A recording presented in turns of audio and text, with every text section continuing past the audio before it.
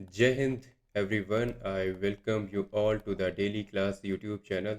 So, basically, we are going to start a new initiative on this channel regarding your GK. तो GK में हम क्या करने वाले हैं कि स्टार्ट तो हम करेंगे फ़िलहाल साइंस से। और साइंस में आपको पता है कि दो एनसीईआरटीज़ हैं, मेनली नाइन्थ और टेंथ, जिनके बेसिस पर आपसे सारे क्वेश्चंस पूछे जाते हैं। तो इन एनसीईआरटीज़ को हम चैप्टर वाइज पढ़ेंगे और साथ में आपके पीवाईक्यूज़ जितने भी हो सकते हैं, सीडीएस, एनडीए और सीएपीएफ के, इनको हम सॉल्व करेंगे। सो इसके बाद आप जिस भी एग्ज़ाम में बैठोगे, सीडीएस हो, एनडीए हो या फिर सीएपीएफ हो, देखो एनडीए का हल्का सा फिजिक्स का लेवल अप होता है, अदरवाइज़ आपकी जो केमिस्ट्री और बायोलॉजी है वो लगभग सेम ही आती है। तो आप किसी भी एग्ज़ाम में बैठोगे आपको काफ़ी ज़्यादा हेल्प मिलने वाली है आफ्टर वॉचिंग दीज लेक्चर्स। तो स्टार्ट करते हैं, देखते हैं हमारा पहला लेक्चर क्या है। पहला लेक्चर है हमारा मैटर इन अवर सराउंडिंग्स। ये आपका पहला चैप्टर दिया हुआ है नाइन्थ की एनसीईआरटी में। तो यहाँ से हम शुरुआत करते हैं और इस चैप्टर की आपकी शुरुआत होती है समझाने से कि कैसे हमने यहाँ पर अपनी अंडरस्टैंडिंग इवॉल्व करी है रिगार्डिंग अंडरस्टैंडिंग ऑफ मैटर, कि हमारे आसपास जो चीज़ें पाई जाती हैं उनको हमने कैसे समझा है। तो यहाँ पर जो आपके अर्ली इंडियन फिलोसोफर्स आए थे ना, उन्होंने एक पंच तत्व का कॉन्सेप्ट दिया था। उन्होंने बोला कि हमारे आसपास जितनी भी चीज़ें हैं ना, वो पांच चीज़ों से मिलके बनी है। और ये चीज़ आपकी एनसीईआरटी में लिखी हुई है। कई बार क्या करते हैं बच्चे, इसको इग्नोर कर देते हैं, कहते हैं यार ये क्या ही इंपॉर्टेंट है, इसमें तो कुछ इंपॉर्टेंट नहीं है। लेकिन नहीं भाई, इंपॉर्टेंट है, क्योंकि इसी पर बेस्ड आपका देखो ये सीएपीएफ का क्वेश्चन है, पूछा गया था। तो इसलिए ये काफ़ी इंपॉर्टेंट हो जाता है, क्योंकि हो सकता है सीडीएस, एनडीए, सीएपीएफ में फिर से पूछ ले। तो ऐसा तो होता ही है, यूपीएससी को पता है कि अपने ही क्वेश्चंस को रिपीट करता रहता है। तो ये पंच तत्व में कौन कौन सी चीज़ें उन्होंने बताई, उन्होंने बताया कि सबसे पहले तो हवा होती है, एयर है, और हमारी अर्थ है, फिर आती है फायर, फिर आती है स्काई, फिर आती है वाटर। इसीलिए देखो इंडियन फिलॉसफी में बोला जाता है कि पंच तत्व में विलीन हो गए, मतलब कि जब भी किसी की डेथ होती है उनकी बॉडी जो है फिर से इन पंच तत्वों में चली जाती है, कुछ वाटर में, कुछ स्काई में, कुछ फायर, कुछ अर्थ, कुछ एयर, राइट। और इसी पर बेस्ड आपका एक क्वेश्चन पूछा गया था, so B would be the correct option. अब जैसे जैसे हमारी जो साइंटिफिक अंडरस्टैंडिंग है इवॉल्व हुई, तब यहाँ पर नई नई डेफिनेशंस जो हैं वो आना स्टार्ट हो गई। अब हम देखते हैं कि मैटर को क्या बोला गया। यहाँ बोला गया कि मैटर भाई वो है जिसके अंदर मास है और कुछ ना कुछ ये जगह घेरता है, मतलब इसके अंदर कुछ वॉल्यूम ऑक्यूपाई करता है, वॉल्यूम है, राइट। ये दो चीज़ें यहाँ पर बोली गई। अब इनकी यहाँ पर कुछ यूनिट्स होती हैं, जैसे मास की यहाँ पर केजी होती है और वॉल्यूम की क्या बोली गई है, यहाँ पर बोली गई है मीटर क्यूब, राइट। अब इस मीटर क्यूब को थोड़ा समझ लो, क्योंकि ये आपकी एनसीईआरटी में दिया हुआ है। तो आपका देखो 1 लीटर इज इक्वल टू होता है 1 डेसीमीटर क्यूब, ये आपका दिया हुआ है। 1 मीटर क्यूब तो आपका बहुत ज़्यादा हो जाता है। फिर आपका 1 litre is equal to 1000 ml भी होता है। ये भी क्वेश्चंस कई बार पूछे जाते हैं, ठीक है, तो आपने ध्यान ध्यान रखना है। और फिर आपका 1 ml इक्वल टू हो जाता है 1 सेंटीमीटर क्यूब। तो ये आपका बेसिक सी चीज़ है जो आपको ध्यान रखनी है। फिर अब यहाँ पर ये जो मैटर है और ये जैसे मास है और जो वॉल्यूम है, ये सब होते क्या हैं, ये एक्चुअली आपकी होती हैं क्वांटिटीज़, राइट। अब कुछ आपकी देखो साइंस में क्या होता है कि कुछ आपकी फंडामेंटल क्वांटिटीज़ होती हैं और कुछ आपकी यहाँ पर डिराइव्ड होती हैं। तो जो फंडामेंटल है ना, ये आपको ध्यान रखनी पड़ेंगी, ये सारी इंपॉर्टेंट हैं। कौन कौन सी होती हैं? सबसे पहले आपकी आ जाती है लेंथ। अब ये फिजिक्स का चैप्टर है लेकिन इसका मेंशन आ गया है तो मैं आपको बता देता हूँ, फिर अपने यहीं पर कंटिन्यू करेंगे इन सब चीज़ों को। सो लेंथ है, देन यू फाइंड मास, और फिर आपको मिल जाता है टाइम, और फिर आप कह सकते हो कि इलेक्ट्रिक करंट है,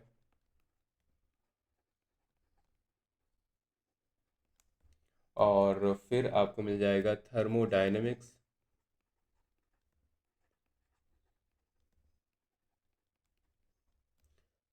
टेम्परेचर। ये है आपका थर्मोडायनेमिक्स, टेम्परेचर मतलब simple temperature. And then you will find amount of substance. देखो ये इसलिए इसको बताना ज़रूरी था, क्योंकि आपका यहाँ पर जो है केमिस्ट्री में भी इसका यूज़ होगा। और फिर आपका आ जाता है ल्यूमिनस डेंसिटी। अब इन सब की क्या होती हैं यूनिट्स? लेंथ की देखो यहाँ पर बोली गई है कि भाई मीटर होती है, मास की बोली गई है कि केजी होती है, और इसकी बोली गई है सेकंड। और उसके आगे अगर हम चलें, आपका इलेक्ट्रिक करंट, करंट की बोली गई है कि यहाँ पर एम्पियर होगी, और ये आपकी केल्विन होगी। यस, केल्विन होगी, डिग्री सेल्सियस वगैरह नहीं होती है, सेल्सियस या फिर फ़ारेनहाइट नहीं होती है। अमाउंट ऑफ सब्सटेंस आपकी मोल होती है। मोल की स्पेलिंग वैसे तो MOLE होती है, लेकिन आप यहाँ पर लिखते हो MOL ओनली। और फिर आपका होती है CD means candela. What? Candela. अब इससे भी क्वेश्चन आपका आ चुका है, इसीलिए मैंने आपको बता दिया, अदरवाइज ये टॉपिक आपका फिजिक्स से कंसिडर किया जाता है, राइट। लेकिन आपका अमाउंट ऑफ सब्सटेंस ये इंपॉर्टेंट है आपका जानना यहीं पर, और ये दो तीन चीज़ें आपकी जाननी यहीं पर इंपॉर्टेंट है, क्योंकि ये आपकी केमिस्ट्री में भी यूज़ होती हैं। क्लियर है? ये होती हैं देखो फंडामेंटल यूनिट्स। उसके बाद फॉर एग्जांपल वॉल्यूम है, तो वॉल्यूम क्या है? वॉल्यूम आपका डिराइव्ड क्वांटिटी है। डिराइव्ड क्वांटिटी का मतलब है, आपने देखो मीटर को क्यूब कर दिया, है ना। तो इन्हीं सब चीज़ों को यूज़ करते करते, जैसे कि स्पीड हो गया, स्पीड आप लिखते हो मीटर पर सेकेंड। तो ये सारी चीज़ें क्या होती हैं? ये आपकी डिराइव्ड हो जाती हैं। स्पीड हो गई मीटर पर सेकेंड, ठीक है। तो इस तरीके से ये चीज़ें काम करती हैं। अब बढ़ते हैं आगे। अब हम देखते हैं यहाँ पर अपने characteristics of particles of matter की। तो देखो बात ये हुई, उससे पहले एक और चीज़ देख लो कि धीरे धीरे डिस्कशन ऐसे पहुंचा कि कहा गया कि देखो जो भी चीज़ें हमारे सामने हैं, पहली बात तो वो मैटर है, और ये सारे मैटर्स जो है, ठीक है, ये कहीं ना कहीं आपके किससे बने हैं? पार्टिकल से बने हैं, ठीक है। बहुत ही छोटे छोटे पार्टिकल्स होते हैं।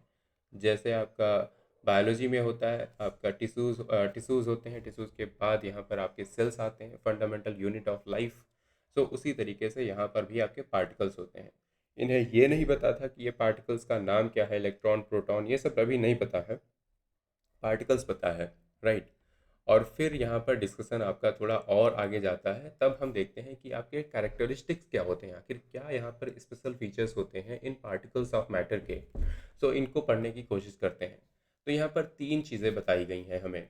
हमसे बोला गया कि they have space between them, मतलब कोई भी आप कोई भी मैटर देखते हो, जैसे के लिए आपका यहाँ पर मेरे हाथ में पेन है, या फिर मैं क्या कंप्यूटर पे पढ़ा रहा हूँ, ये सब चीज़ें भी मैटर की बनी हुई है। या फिर मैं आसपास देख रही हूँ, हवा है बहुत सारी, गैस है, ये सारी भी मैटर ही है, राइट। अब ये जो मैटर है ना, ये पार्टिकल से बनी हुई है। इन सारे पार्टिकल्स के बीच में ना स्पेस है आपका, जैसे वाटर होता है, पानी है ना, पानी देखते हो, जैसे कि लिए ये देख लो, यहाँ पर आपका पानी है, पानी का गिलास देखते हो। अब इसमें क्या है? बहुत सारे पार्टिकल्स हैं, छोटे छोटे पार्टिकल्स हैं।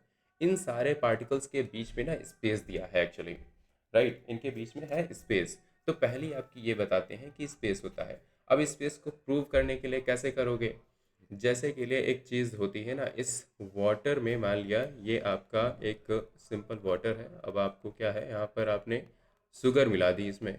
अगर आपने इसमें शुगर मिला दी तो ये क्या बन जाएगा? ये शरबत बन जाएगा, ठीक है। अब ये शरबत बन जाएगा, ये शुगर सॉल्यूशन बन जाएगा।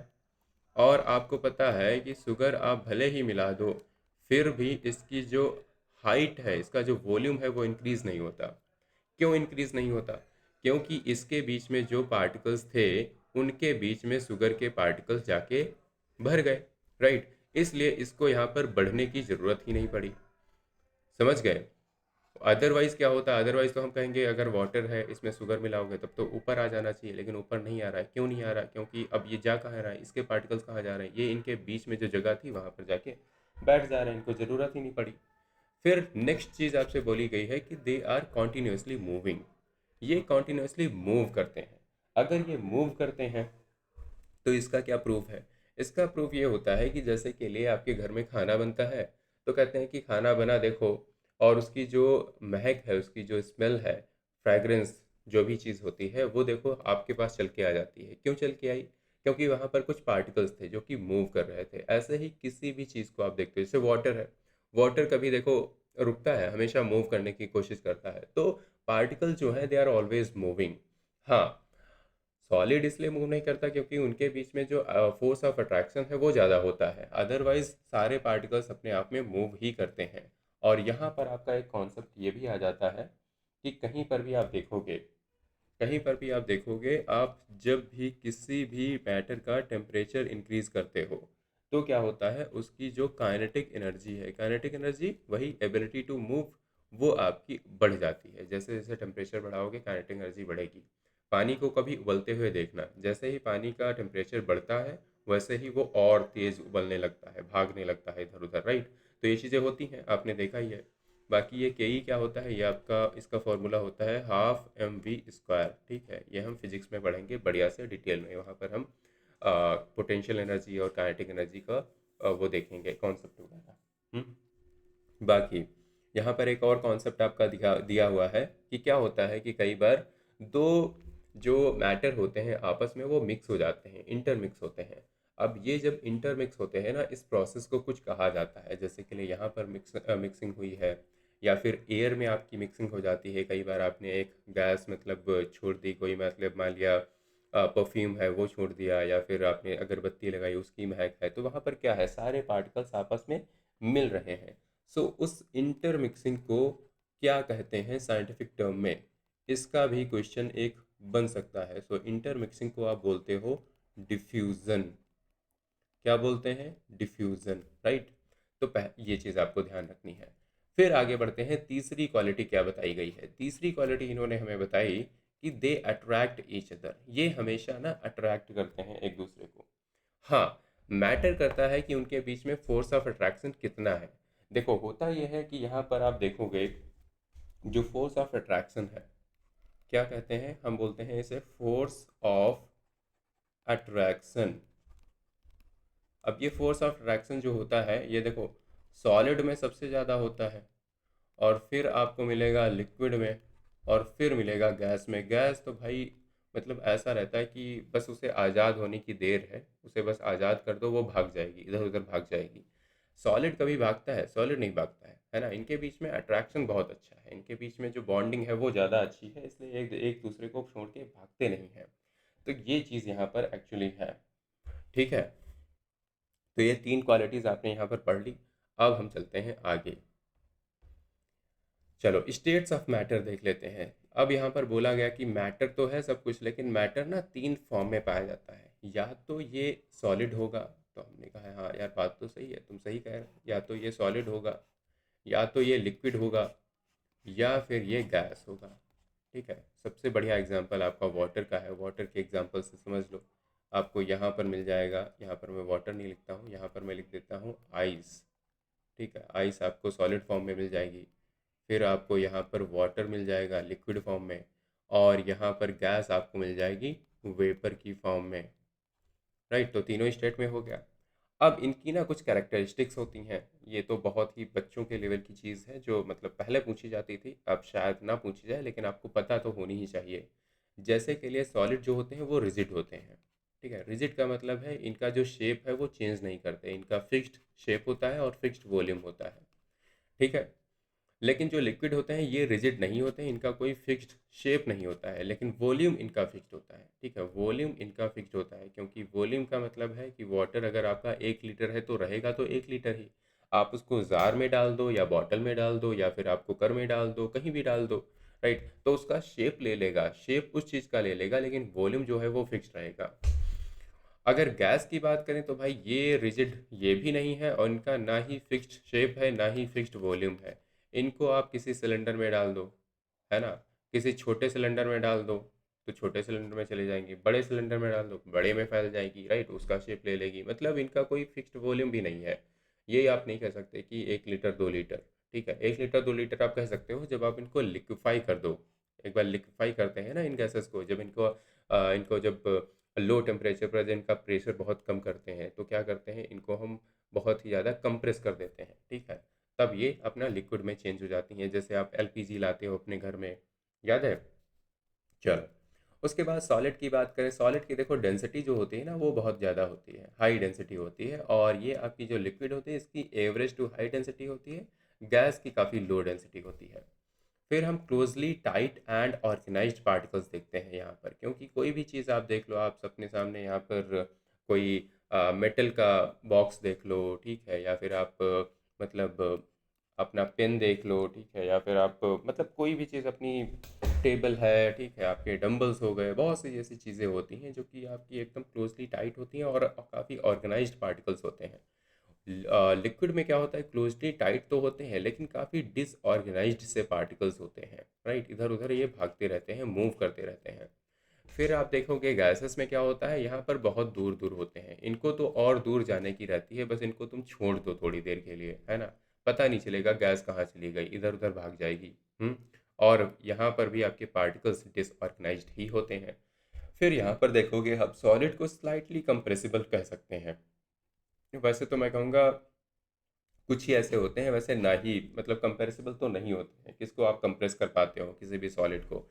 कुछ होते हैं जिनके बीच में यहाँ पर पोर्स वगैरह काफ़ी होते हैं, तो वो बात अलग है, अदरवाइज नहीं कर पाते। लेकिन लिक्विड, हाँ, ये स्लाइटली आपका कंप्रेसिबल होता है, और गैसेस तो भाई हाईली कंप्रेसिबल होती हैं, इनको तो आप अच्छे से कंप्रेस कर सकते हो, राइट। चलो भाई, अब इसके बाद क्या होता है, देखो हमने देख लिया कि तीन स्टेट में तो पाया जाता है। अगर ये तीन स्टेट में पाया जाता है, तब आप कह सकते हो कि इनको आप चेंज भी कर सकते हैं। जैसे हमने देखा कि वाटर है वही आपका आइस में एग्जिस्ट कर रहा है, वही आपका वेपर में एग्जिस्ट कर रहा है, इसका मतलब इनकी जो स्टेट है वो चेंज हो सकती है। मतलब सेम मैटर, आपका जो सेम मैटर है वो आपका अदर अदर मतलब दूसरी दूसरी स्टेट में एग्जिस्ट कर सकता है। Hmm same matter and different states, ऐसा हो सकता है, हाँ बिल्कुल हो सकता है। तो यहाँ पर ना दो चीज़ें आपकी काम करती हैं इन चीज़ों को करने के लिए। अगर आपको यहाँ पर चेंज करना है तो या तो आपको यहाँ पर टेम्परेचर से कुछ आपको छेड़खानी करनी पड़ेगी, या तो आपको प्रेशर से करनी पड़ेगी। तो पहले हम देख लेते हैं कि भाई टेम्परेचर का क्या यहाँ पर इम्पैक्ट होता है, आखिर टेम्परेचर क्या रोल यहाँ पर प्ले करता है, लेट अस सी, है ना। उसके बाद हम देखेंगे, उसके बाद हम प्रेशर देखेंगे। यस, देखिए टेम्परेचर के लिए दो स्लाइड ली है क्योंकि ये टेम्परेचर का जो सिस्टम है काफ़ी बड़ा है।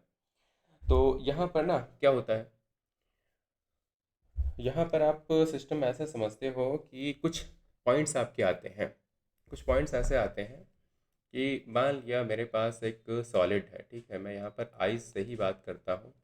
आइस है मेरे पास, अब ये आइस है। अब इसका मान लिया मैं क्या करता हूँ, इसका मैं टेम्परेचर बढ़ाता हूँ।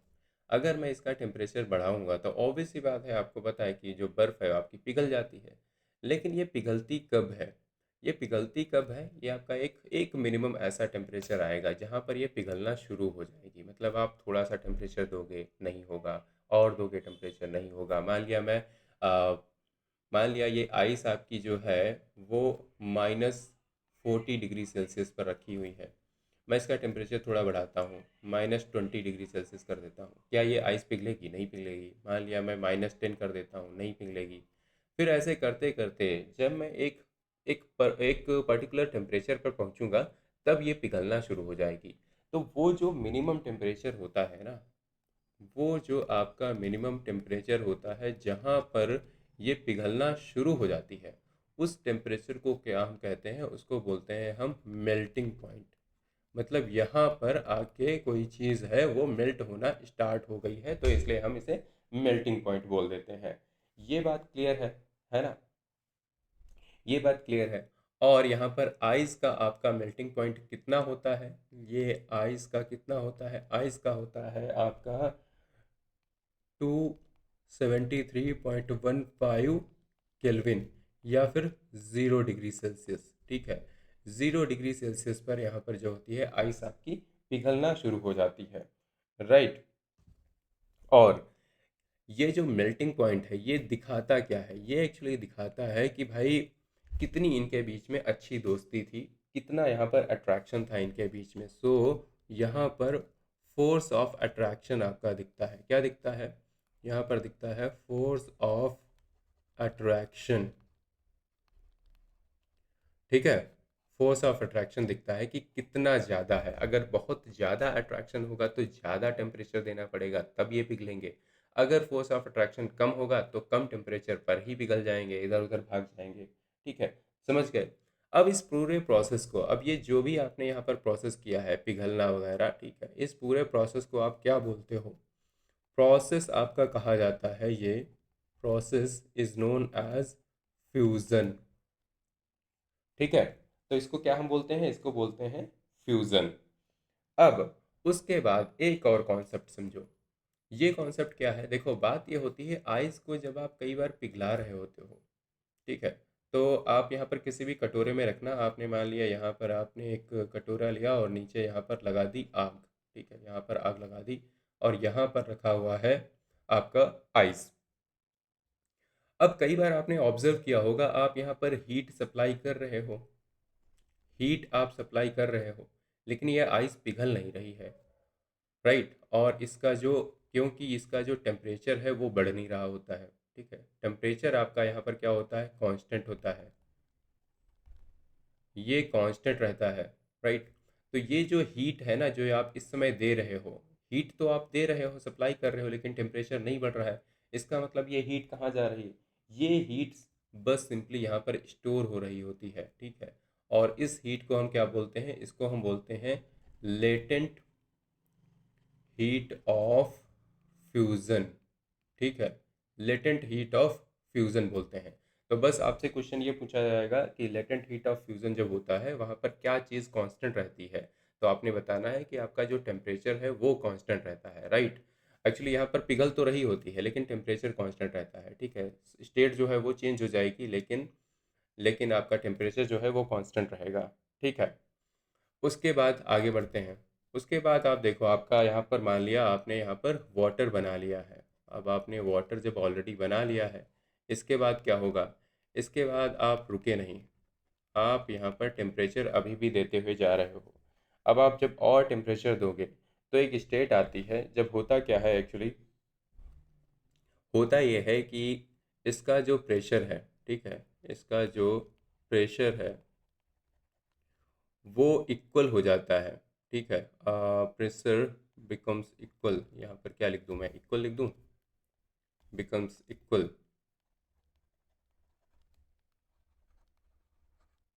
To atmospheric pressure. Atmospheric pressure जो होता है इसके यहाँ पर इक्वल हो जाता है। ये आपसे डायरेक्टली क्वेश्चन पूछा गया था, यहाँ पर किस चीज़ के इक्वल होता है, तो ये आपका एटमॉस्फेरिक प्रेशर के एक्चुअली यहाँ पर इक्वल हो जाता है। अब ये होता कितना है, इसकी वैल्यू भी आपको पता होनी चाहिए कि 1 ATM इज इक्वल टू होता है आपका 1.01 इंटू 10⁵ पास्कल, राइट। ये आपकी एक वैल्यू होती है, ये भी आपको ध्यान रखनी है। यह का जो प्रेशर होता है उसकी जो यूनिट होती है दैट इज़ पास्कल, पास्कल भी होती है, बार भी होती है, तो ये आपको ध्यान रखना है कि पास्कल में कितना होता है, राइट। ये आपने यहाँ पर ध्यान रखना है। फिर आप यहाँ पर देखते हो होता क्या है, होता यह है कि यहाँ पर आप जो टेम्परेचर जब बढ़ा रहे होते हो तो एक टेम्परेचर ऐसा आता है, एक ऐसा स्पेसिफिक टेम्परेचर आता है, अगेन आपका एक मिनिमम ऐसा टेम्परेचर आएगा जिस पर ये वाटर जो है, ये वाटर जो है आपका वेपर में कन्वर्ट होना स्टार्ट हो जाएगा, ये वेपर में कन्वर्ट होना स्टार्ट हो जाएगा। और उस मिनिमम टेम्परेचर को हम क्या बोलते हैं, उसको हम बोलते हैं कि भाई ये इसका ना, ये इसका बॉइलिंग पॉइंट है, ठीक है। ये इसका क्या है, ये इसका बॉइलिंग पॉइंट है। अगेन यहाँ पर भी सेम फिनोमिना फॉलो होता है, यहाँ पर भी आप देखते हो कि आप हीट तो बढ़ा रहे हो, ठीक है, आप यहाँ पर हीट तो बढ़ा रहे हो लेकिन जो है आपका टेम्परेचर कांस्टेंट है, ठीक है। टेम्परेचर जो है आपका कांस्टेंट रहता है।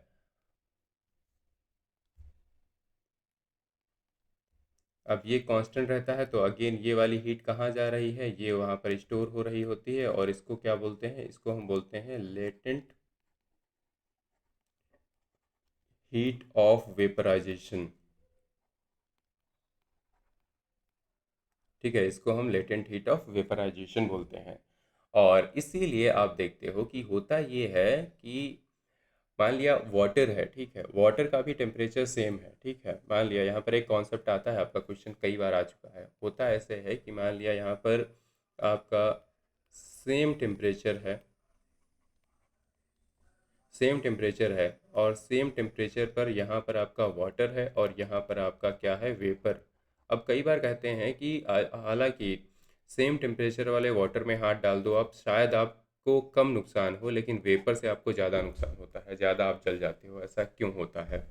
तो ऐसा इसलिए होता है, ऐसा आपका इसीलिए होता है क्योंकि यहाँ पर ना, यहाँ पर इन वाले जो वेपर के जो पार्टिकल्स होते हैं, इनके पास हीट ज़्यादा होती है, इनके पास एनर्जी ज़्यादा होती है, राइट। इनके पास, क्योंकि आपकी ये जो लेटेंट हीट ऑफ वेपराइजेशन है ना, ये हो जाती है इसलिए। हम्म। तो आप देखते हो कि जो पार्टिकल्स जो होते हैं, यहाँ पर इधर अगर आ जाओ, ठीक है, मैं इधर अगर बात करूँ तो आपके जो पार्टिकल्स ऑफ वाटर होते हैं, they have more energy than particles of ice at same temperature। Same temperature पर ये यहाँ पर सिचुएशन होती है। तो इसको एक बॉक्स बना लेते हैं यहाँ पर, ये चीज़ जो है, और ये बात किसकी हो रही है? ये बात हो रही है एनर्जी की, ठीक है। उसी तरीके से आप यहाँ पर एक बॉक्स बना लो इधर, ठीक है। तो इधर आप क्या पढ़ रहे हो? इधर भी आप एनर्जी की बात कर रहे हो। एनर्जी किसके पास ज़्यादा होती है? क्यों आप यहाँ पर भाप से ज़्यादा जल जाते हो, वाटर से उतना नहीं? क्योंकि वाटर के जो पार्टिकल्स होते हैं, ठीक है, इनके पास एनर्जी थोड़ी मतलब कम रहती है, वेपर के पास ज़्यादा रहती है। तो यहाँ पर आप किस तरीके का साइन लगाओगे? ठीक है, सेम टेम्परेचर, आपका टेम्परेचर सेम है, एनर्जी की बात हो रही है, एनर्जी यहाँ पर ज़्यादा है, यहाँ पर कम है, इसलिए आप यहाँ पर ज़्यादा जल जाते हो। तो ये भी एक चीज़ है जो कि इम्पॉर्टेंट है, आपको ध्यान रखनी है। तो ये दो चीज़ें हो गई जो आपने देखी, ठीक है। अब इसके बाद चलो ये भी देख लेते हैं। हाँ, अभी क्या है, अभी आप एक चीज़ समझो, टेम्परेचर कन्वर्जन मैं बता देता हूँ आपको कि टेम्परेचर को आप कन्वर्ट कैसे करते हो। यहाँ पर आपको पता है कि टेम्परेचर ना तीन आपका यूनिट्स होती हैं, या तो आप फ़ारेनहाइट में लिखते हो, या फिर आप डिग्री सेल्सियस में लिखते हो, यहाँ फिर भी डिग्री लगती है, और फिर यहाँ पर आपका या तो केल्विन होता है। तो इनके अलग अलग यहाँ पर जो है स्केल्स हैं, ठीक है। यहाँ पर क्योंकि अलग अलग लोग यहाँ पर बना रहे थे, तो इन्होंने अपने अपने अकॉर्डिंग बनाया है। अब यहाँ पर हमारे लिए कन्फ्यूजन छोड़ गए, इनको आप कन्वर्ट कैसे करो। तो आपको बहुत ही ईजी तरीका मैं आपको बताने वाला हूँ किस तरीके से करोगे। सबसे पहले तो इन स्किल्स के बारे में बेसिक जानकारी आपको अगर है तो बहुत बढ़िया है। देखो, फ़ारेनहाइट स्केल जो है वो आपका वैरी करता है कहाँ से कहाँ तक? ये आपका वैरी करता है 32 से लेकर के 212 तक, ये हो गया। उसके बाद सेल्सियस आपका करता है 0 से लेकर के कहाँ तक? 100 तक। और फिर केल्विन आपका करता है 273, वैसे 0.15 होता है, उसको अभी के लिए इग्नोर करते हैं, से लेकर के 373 होता है। ये आपका स्केल होता है, ठीक है। ठीक, ये स्केल आपका हो गया। अब यहाँ पर आप गैप भी देख लो, आपका गैप कितने का होता है। सो गैप की बात करें तो यहाँ पर आपका गैप हो जाता है 180 का, यहाँ पर 100 का, और यहाँ पर 100 का, ठीक है। अब देखना, एक फॉर्मूला, बहुत ही बढ़िया फॉर्मूला है। वो क्या कहता है? वो कहता है कि आप यहाँ पर लिखो एफ, ठीक है। इनिशियल पॉइंट क्या है एफ का इनिशियल पॉइंट है 32। गैप कितना है इन दोनों के बीच में? इन दोनों के बीच है 180 का गैप। इक्वल टू आप लिखो सेल्सियस का इनिशियल पॉइंट क्या है? 0। और आपका यहाँ पर गैप कितना है? गैप है यहाँ पर 100 का। इक्वल टू केल्विन कर दो, केल्विन का इनिशियल पॉइंट क्या है?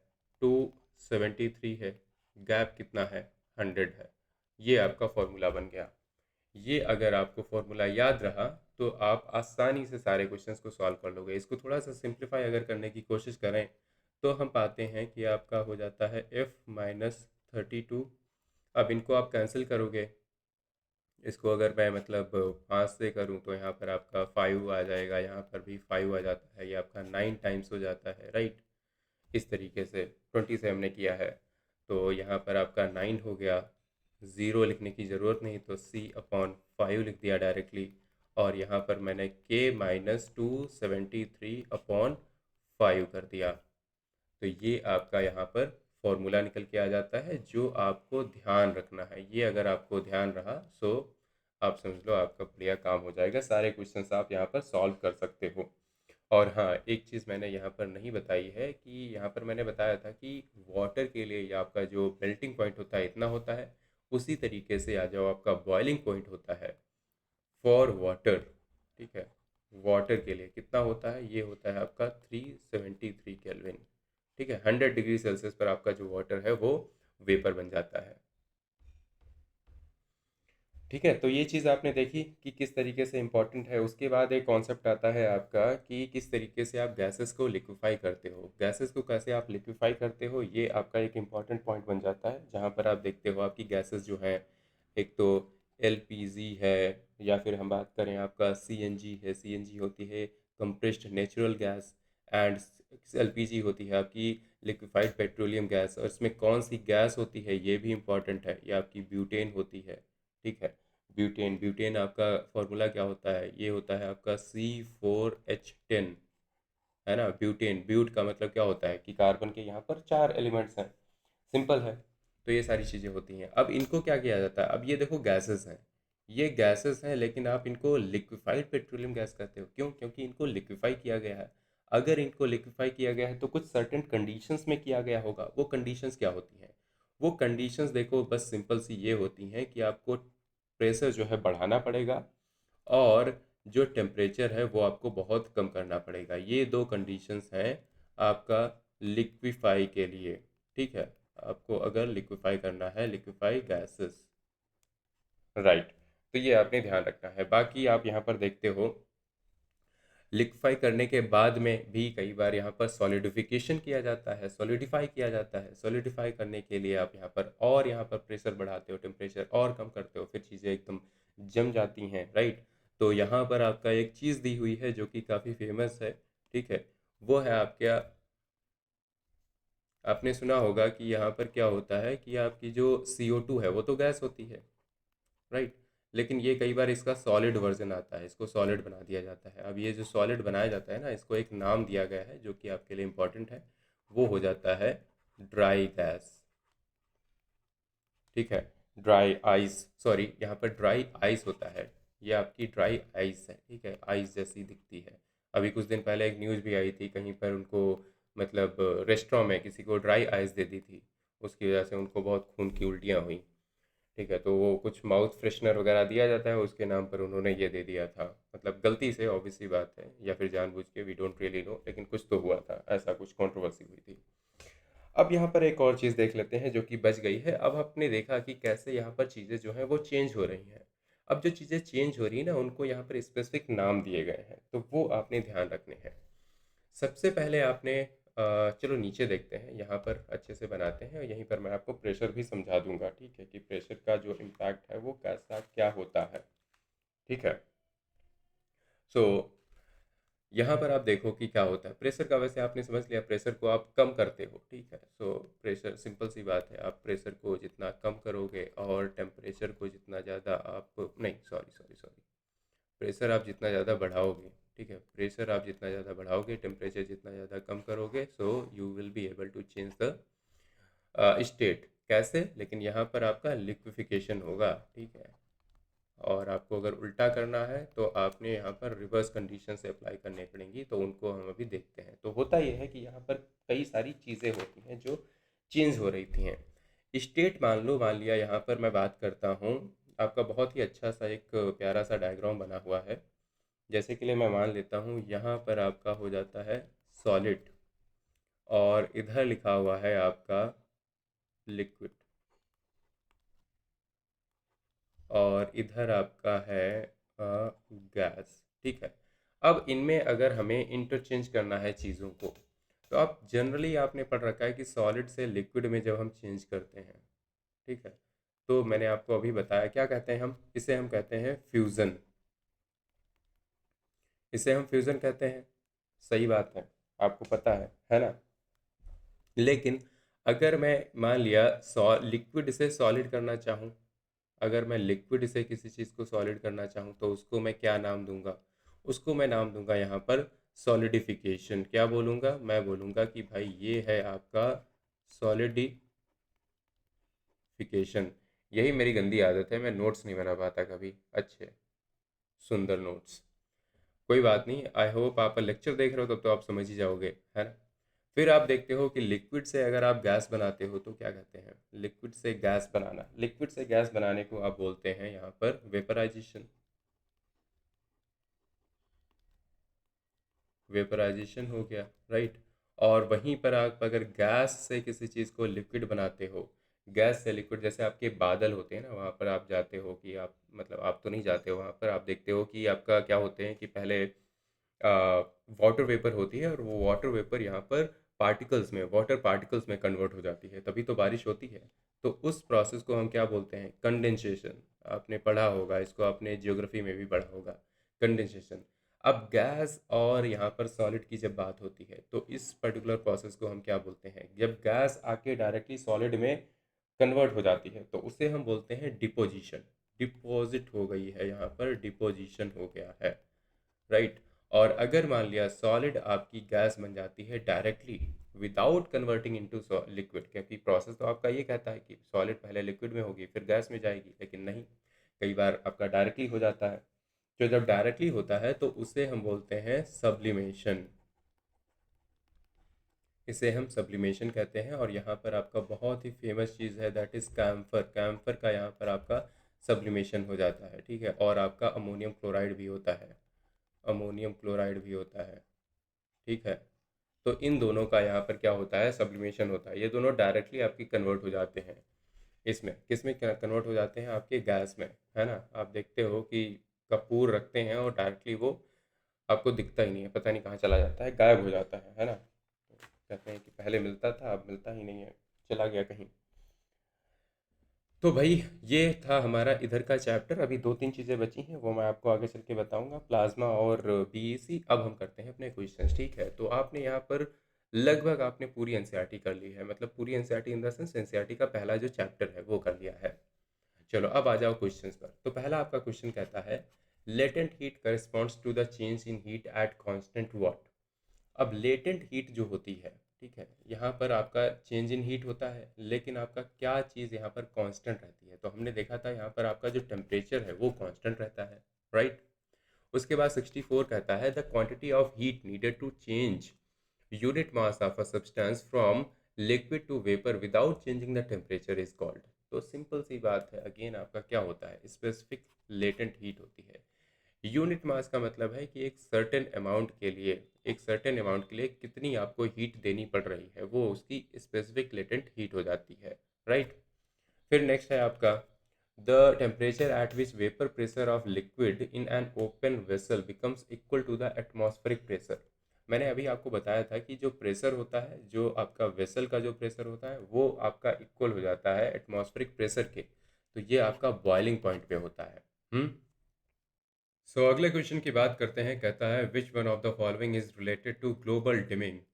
अब ये ग्लोबल डिमिंग क्या होता है, देखो ग्लोबल वार्मिंग के बारे में सबको पता होगा, ग्लोबल डिमिंग भी जैसा भी एक कॉन्सेप्ट होता है, देखते हैं क्या है। तो होता यह है कि मान लिया ये आपका यहाँ पर सन है जो कि हीट हमें देता है, राइट, यहाँ से रेडिएशन आती है अर्थ की तरफ, और ये छोटी सी अर्थ है यहाँ पर, ये हम मान लेते हैं कि ये आपकी अर्थ है और ये है सन। तो आपको पता है कि यहाँ से क्या होता है, यहाँ से हीट आती है बहुत सारी। अब ये हीट जब आती है तो ऑब्वियस सी बात है यहाँ पर क्या होगा कि बीच में यहाँ पर कुछ पार्टिकुलेट्स होते हैं, कुछ पार्टिकुलेट्स कह सकते हैं हम, या फिर आप कह सकते हो कि कुछ यहाँ पर पॉल्यूटेंट्स होते हैं जो कि इस हीट को क्या करते हैं, ऑब्स्ट्रक्ट कर देते हैं। यहाँ पर जो भी सनलाइट धरती तक पहुँचनी चाहिए थी लेकिन ये पहुँच नहीं पाती इनकी वजह से, ठीक है। ये छोटे छोटे यहाँ पर बीच में होते हैं, तो इनकी वजह से होता यह है कि सनलाइट का जो अमाउंट है वो डिक्रीज कर जाता है। सो हम यहाँ पर कह सकते हैं कि अमाउंट ऑफ हीट डिक्रीजेज। अब अमाउंट ऑफ हीट अगर डिक्रीज करेगा तो आप समझ सकते हो क्या होगा, ऑब्वियस ही बात है आपका जो टेम्परेचर है वो डिक्रीज करेगा। तो आपका सही आंसर हो जाएगा fall of temperature due to increased particulates. यहाँ पर जितने ज़्यादा पार्टिकुलेट्स आपके बढ़ेंगे उतना ज़्यादा आप यहाँ पर हीट जो है ऑब्स्ट्रक्ट होगी और उसकी वजह से ग्लोबल डिमिंग होती है। ये कॉन्सेप्ट वैसे आपका इन्वायरमेंट का हो जाता है लेकिन आप यहाँ पर कर लो। चलो फिर आगे बढ़ते हैं। क्वेश्चन नंबर 37 काफ़ी इजी क्वेश्चन है, बताओ जरा। यहाँ पर सेल्सियस और फ़ारेनहाइट के बीच में रिलेशन पूछा है, तो क्या होता है देखो, टी एफ टी एफ का इनिशियल पॉइंट क्या होता है? फ़ारेनहाइट का इनिशियल पॉइंट आपका 32 होता है, 32 करेंगे। इसके बीच में गैप कितना होता है? 180 होता है। और सेल्सियस का आपका यहाँ पर 0 होता है और आपका गैप कितना होता है? 100। अब इनको आप सॉल्व कर लो। इनको आप सॉल्व करोगे तो ये 9 हो जाएगा और ये 5 हो जाएगा। पहली बात तो 20 से कर देंगे और फिर आपका यहाँ पर क्या हो जाएगा? T F -32/9 equals to T C upon 5। और ये उधर जब जाएगा तो आप देखोगे टी एफ की टर्म में पूछा है, सो टी सी आपका इधर 9 हो जाएगा इंटू 9/5 और प्लस में 32 हो जाएगा। So right answer would be D. उसके बाद नेक्स्ट ऑप्शन है, नेक्स्ट आपका क्वेश्चन है, temperature of a body increases from 310 kelvin to 340 kelvin. अब आपका केल्विन में पूछा है कि इतना इंक्रीज है, कितने का? 30 केल्विन का, 30 केल्विन का इंक्रीज है। तो आपका सेल्सियस में कितना इंक्रीज होगा?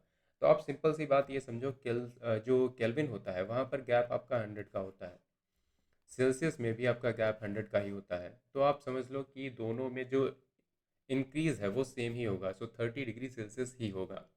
उसके बाद आपका अगला क्वेश्चन है, which one of the following gives the triple point of water. पहली बात तो ये ट्रिपल पॉइंट ऑफ वाटर होता क्या है? तो ट्रिपल पॉइंट ऑफ वाटर वो होता है जब आपका सॉलिड, लिक्विड और गैस दोनों एक साथ आपका एग्जिस्ट करते हैं, मतलब तीनों आपके एक साथ एग्जिस्ट करते हैं। यहाँ पर आपका सॉलिड में ऑब्वियस सी बात है आपकी आइस हो गई, और आपका लिक्विड में क्या हो जाएगा? वाटर होगा, ऑब्वियस सी बात है। सो ये आपका वाटर हो गया एंड आपका गैसियस फॉर्म में हो जाएगी वेपर। तो ये हो गई वेपर। तो यहाँ पर एक्चुअली ये आपका क्या कहलाता है? ट्रिपल पॉइंट ऑफ वाटर कहलाता है। और यहाँ पर एग्जैक्ट इसकी वैल्यू क्या हो जाएगी? बी हो जाएगा इसका ऑप्शन। वैसे यहाँ पर थोड़ी सी मिस्टेक दी है, टू बी प्रिसाइज आपका क्या होता है ट्रिपल पॉइंट ऑफ वाटर? कहाँ पर लिख दें? इधर ही लिखते हैं।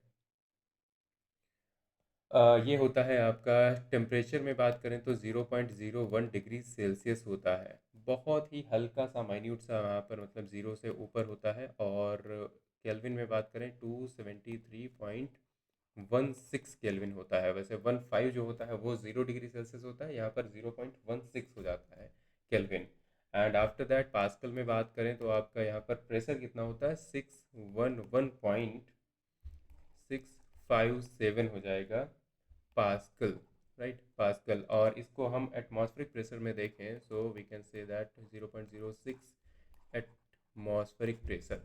ठीक है, तो ये आपका सही ऑप्शन हो जाएगा। उसके बाद चलते हैं, चलो इवापोरेशन समझ लेते हैं क्या होता है। देखो, आपने देखा कि होता ये है कि पानी जब सूखता है तो उसका एक प्रोसेस होता है।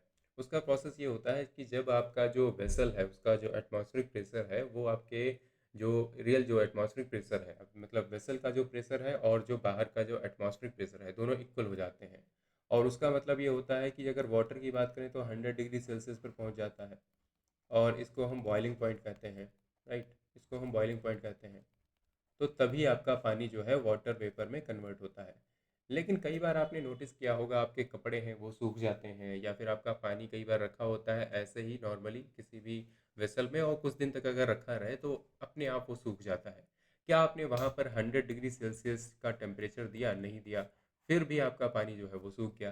तो यहाँ पर क्या होता है? यहाँ पर एक्चुअली ये होता है कि जब आपका वाटर जो है, ठीक है, जब आपका, यहाँ पर लिख लेते हैं कि आपका जब वाटर कन्वर्ट होता है वेपर में और आपका जो टेम्परेचर है वो क्या रहता है? वो आपका बिलो बिलो बॉइलिंग पॉइंट होता है, बिलो बॉइलिंग पॉइंट। ऑब्वियसली बात है, ये क्या होता है आपका? 100 डिग्री सेल्सियस होता है। अगर इसके नीचे है, मान लिया 70 है, 50 है, 45 डिग्री सेल्सियस है, फिर भी आपका पानी जो है वो वेपर में कन्वर्ट हो रहा है, इसका मतलब उस प्रोसेस को हम इवापोरेशन बोलते हैं। फिर इसकी यहाँ पर कुछ कंडीशंस होती हैं, देख लो कौन कौन सी होती हैं। सो होता ये है, आप देखते हो कि condensation of water vapour into water is influenced by which of the following factor और फैक्टर्स। यहाँ पर क्वेश्चन जो है थोड़ा सा रिवर्स करके पूछा गया, कंडेंसेशन ऑफ वाटर पूछा गया है। कंडेंसेशन ऑफ वाटर का मतलब है कि यहाँ पर आप क्या कर रहे हो? यहाँ पर आप वेपर को कन्वर्ट कर रहे हो, किस में? वाटर वेपर को आप वाटर ड्रॉपलेट्स में कन्वर्ट कर रहे हो। ठीक है, पहली बात तो आपको कंडेंसेशन पता होना चाहिए। फिर ऑब्वियस सी बात है वॉल्यूम ऑफ एयर की, एयर कितनी ज़्यादा है। जब हवा, देखो हवा ज़्यादा चलती है तो आपका जो कपड़े हैं जल्दी सूखते हैं, अगर हवा थोड़ी सी कम होती है तो आपके कपड़े जो हैं थोड़ा देर में सूखते हैं। ह्यूमिडिटी, अगर ऑलरेडी ह्यूमिडिटी बहुत ज़्यादा है, मतलब आपका यहाँ पर जो एटमॉस्फेयर है उसमें ऑलरेडी पानी काफ़ी है, तो इसको पानी चाहिए नहीं है आपके कपड़ों से। तो इसलिए ये एक्चुअली कपड़ों से आपके पानी निकाल नहीं पाता है, इसलिए ह्यूमिडिटी यहाँ पर क्या होती है।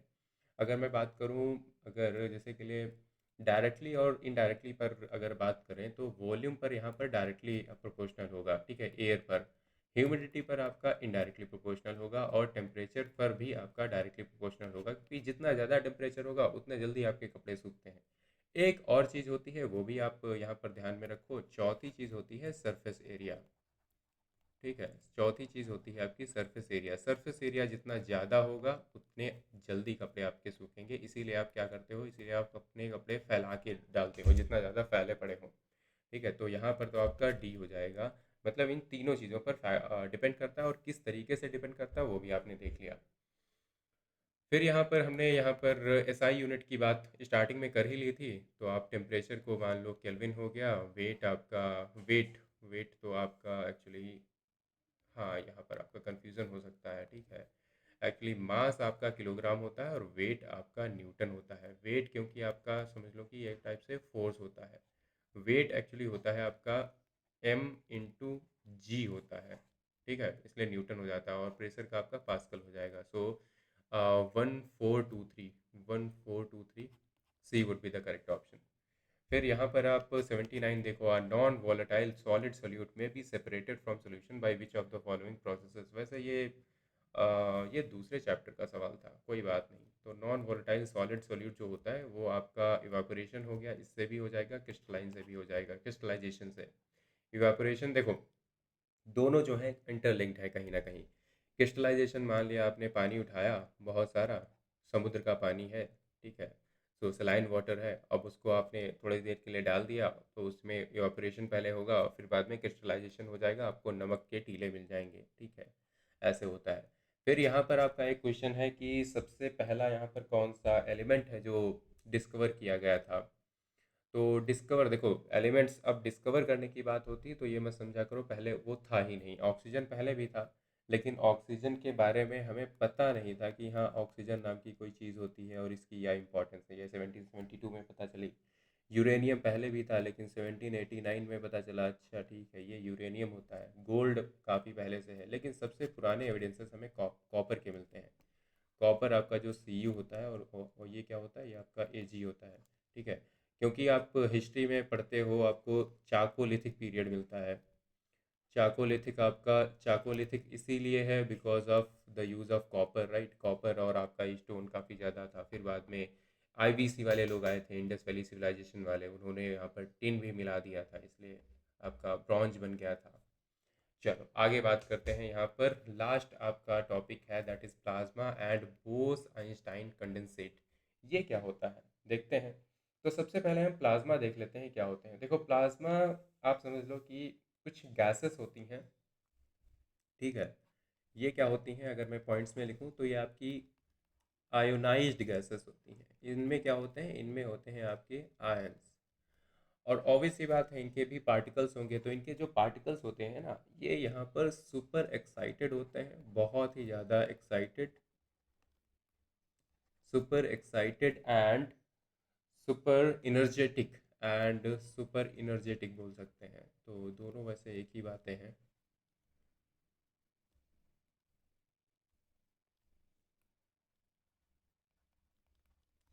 जेटिक पार्टिकल्स, ठीक है। और फिर थर्ड पॉइंट की अगर हम बात करें, ठीक है, तो थर्ड पॉइंट पे हम देख सकते हैं कि एग्जाम्पल्स कौन कौन से होते हैं, राइट। तो एग्जाम्पल्स कौन कौन से हो सकते हैं, जैसे कि लिए आप देखते हो कि यहाँ पर आपका होता है एक फ्लोरोसेंट गैस होती है। बस क्वेश्चन आपसे आएगा कि यहाँ पर इनमें क्या होता है, ये प्लाज्मा का एग्जाम्पल है या नहीं। सो यह आपका फ्लोरोसेंट जो होती है, फ्लोरोसेंट गैस, फ्लोरोसेंट ट्यूब होता है, ठीक है, फ्लोरोसेंट ट्यूब, एंड आपका नियॉन साइन के बल्ब होते हैं। नियॉन साइन बल्ब्स होते हैं, ये आपके हो जाते हैं किसके एग्जाम्पल, ये हो जाते हैं आपके यहाँ पर प्लाज्मा के एग्जाम्पल्स। ठीक है, प्लाज्मा इनमें एक्चुअली पाया जाता है, क्योंकि जो फ्लोरोसेंट होते हैं इनमें आपको मिल जाती है हीलियम गैस। ठीक है, हीलियम गैस आपको मिलती है। ये भी आपका क्वेश्चन बनता है कि फ्लोरोसेंट गैस में कौन सी गैस होती है। नियॉन में ऑब्वियस सी बात है नियॉन गैस होगी, जो कि आपको पता ही है, राइट।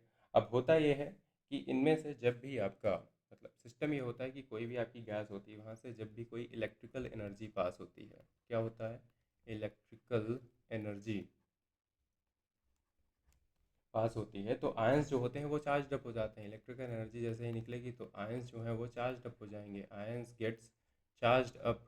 और जब चार्ज हो जाएंगे तो भाई उनके अंदर एनर्जी बहुत बढ़ जाएगी। जब एनर्जी बढ़ जाएगी तो होता ये है कि इनके अंदर का जो भी प्लाज्मा होता है वो ग्लो करना स्टार्ट कर देता है, plasma glows.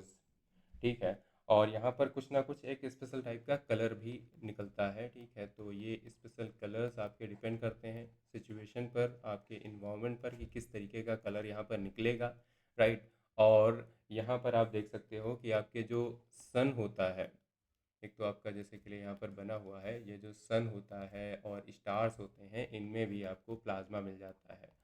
Sun and stars ये इसी की वजह से एक्चुअली ये आपका ग्लो करते हैं। ठीक है, तो ये आपकी बात हो गई प्लाज्मा की। ये आपकी फोर्थ, समझ लो आपकी फोर्थ स्टेट ऑफ मैटर है। फिर यहाँ पर फिफ्थ स्टेट ऑफ मैटर भी एक आती है, ये क्या है। देखो बात ये हुई कि हमारे एक इंडियन साइंटिस्ट थे, इनका नाम था सत्येंद्र नाथ बोस। सत्येंद्र नाथ बोस। तो ये ऐसे ही खाली बैठे हुए थे, तो एक दिन ऐसा मतलब खाली तो नहीं बैठते होंगे, ऑब्वियस सी बात है, साइंटिस्ट थे। 1920 में इन्होंने कुछ कैलकुलेशंस करी, कुछ यहाँ पर कैलकुलेशंस करी, तो मान के चलो यहाँ पर यही लिखा हुआ है सम कैलकुलेशंस। अब ये कैलकुलेशंस लग गई किसके हाथ, ये कैलकुलेशंस लग गई यहाँ पर अल्बर्ट आइंस्टाइन के हाथ में लग गई। तो अल्बर्ट आइंस्टाइन ने यहाँ पर जब देखा तो उन्हें लगा कि यार कुछ तो यहाँ पर इंटरेस्टिंग चीज़ हो सकती है। तो उन्होंने based on these calculations predict कर दिया कि यहाँ पर ना एक, मैं बात बताता हूँ, यहाँ पर फिफ्थ स्टेट ऑफ मैटर भी होती है। तो ऐसा इन्होंने यहाँ पर प्रिडिक्ट कर दिया, इन्होंने बता दिया, राइट, इन्होंने बस प्रिडिक्ट करा। ठीक, अगर ये आपकी केमिस्ट्री भी अगर यूपीएससी पूछना चाहे हिस्ट्री के पॉइंट ऑफ व्यू से, तो इस तरीके से आपको पता होना चाहिए। उसके बाद ऐसा होता है कि आगे चल के कई सालों बाद कुछ तीन साइंटिस्ट थे, उन्होंने क्या करा, उन्होंने इस चीज़ को मतलब डिस्कवर कर लिया। इन्होंने मतलब अचीव कर लिया बीईसी को, जो भी कंडीशंस उन्होंने बताई थी। ये तीन कौन कौन साइंटिस्ट थे, ये थे, पहले थे यहाँ पर Eric A Cornell, Eric A Cornell. और दूसरे कौन थे, दूसरे थे Wolfgang, Wolfgang kettle.